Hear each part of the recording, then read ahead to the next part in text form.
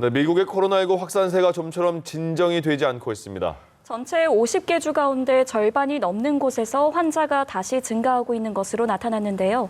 워싱턴 연결해 자세한 내용 알아보겠습니다. 이경희 특파원. 네, 워싱턴입니다. 네, 28개 주에서 환자 수가 늘었는데 5개 지역은 양성 판정 비율이 세계보건기구 권고치를 크게 웃돌고 있다고요. 네, 미국 50개 주 가운데 절반이 넘는 곳에서 코로나19 신규 환자가 증가하고 있습니다. CNN 방송에 따르면 지난 여름 급속히 늘었던 신규 환자가 8월 이후 감소세를 보였지만 28개 주에서는 최근 일주일간의 하루 평균 신규 환자가 전주보다 증가한 것으로 나타났습니다. 특히 위스콘신, 아이다호, 사우스다코타 등 5곳은 검사 대상자 중 확진자 비율을 뜻하는 양성 판정 비율이 15%를 웃돌았는데요. 이는 세계보건기구가 사업체, 가게의 문을 다시 열기 위해 권고하는 양성 판정 비율 5%를 3배가량 뛰어넘는 수준입니다. 이런 가운데 미국의 질병통제예방센터가 최근 코로나19가 공기 중에 떠다니는 입자를 통해 전염될 수 있다고 경고한 새로운 지침 초안을 홈페이지에 올렸다가 삭제해 논란이 되고 있는데요. 실수로 올렸다며 검토를 마친 뒤 지침을 다시 게시할 것이라고 밝혔는데 세계보건기구 WHO는 코로나19 전파 방식에 대한 기존 입장을 바꾸지 않았다고 밝혔습니다.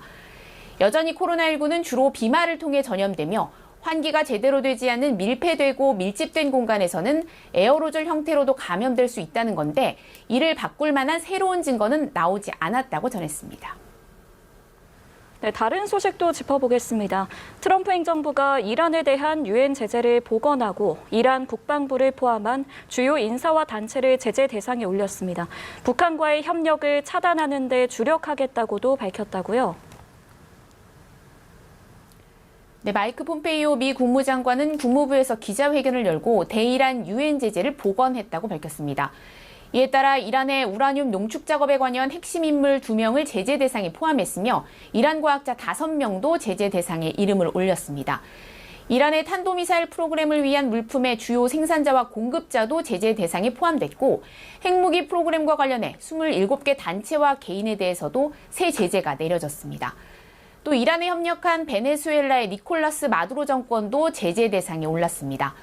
한편 미 국무부는 제재 관련 설명 자료를 통해서 이란과 북한 미사일 협력에 핵심적 역할을 해온 이란 조직과 연계된 이란인 등을 거론하면서 북한과 이란의 협력 사실을 지적했는데요.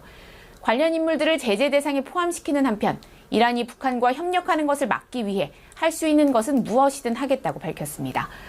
앞서 로이터는 미 고위 당국자를 인용해 이란이 중요 부품의 이전을 포함해 북한과 장거리 미사일 프로젝트의 협력을 재개했다고 보도한 바 있습니다. 네, 미국 국내 정치 관련 소식도 들어보겠습니다. 트럼프 대통령이 긴즈버그 대법관 별세 이후에 당내에서도 반대의 목소리가 나오는데 대선 전에 그래도 대법관 인준을 마무리시켰다 이렇게 말을 하는 거죠? 네, 트럼프 대통령은 고 루스베이더 긴즈버그 연방대법관의 후임자를 이르면 25일 지명하겠다며 상원이 11월 대선 전 인준 표결을 해야 한다고 말했습니다. 민주당은 물론 공화당 내에서도 반대 목소리가 나오지만 대선 전 인선 절차를 강행하겠다는 의지를 내비친 겁니다. 평균 2달이 넘게 걸려온 대법관 인준 절차를 대선까지 43일 남은 기간 동안 처리하기는 물리적으로도 쉽지 않은 상황인데요. 여러모로 무리임에도 불구하고 트럼프 대통령이 인준을 서두르는 이유는 대법관 인준을 대선 레이스 지지층 결집에 활용할 수 있다는 판단을 하고 있기 때문으로 보입니다. 실제 거론되는 후보들을 보면 낙태를 반대하는 다운 증후군 아들을 둔 엄마, 쿠바 망명자의 후손, 동성애를 반대하는 30대 후반 판사 등 대선 국면에서 보수층의 표심을 결집하는 데 기여할 수 있을 만한 인물들입니다. 이런 가운데 긴즈버그 전 대법관의 임종 유언이 공개되면서 주목을 받고 있는데요. 진보의 아이콘인 긴즈버그 전 대법관은 나의 가장 뜨거운 소망은 새 대통령이 취임할 때까지 내가 교체되지 않는 것이라고 말한 것으로 전해졌는데 트럼프 대통령은 근거도 없이 민주당 지도부의 조작 가능성을 거론하며 의구심을 제기했습니다. 지금까지 워싱턴에서 전해드렸습니다.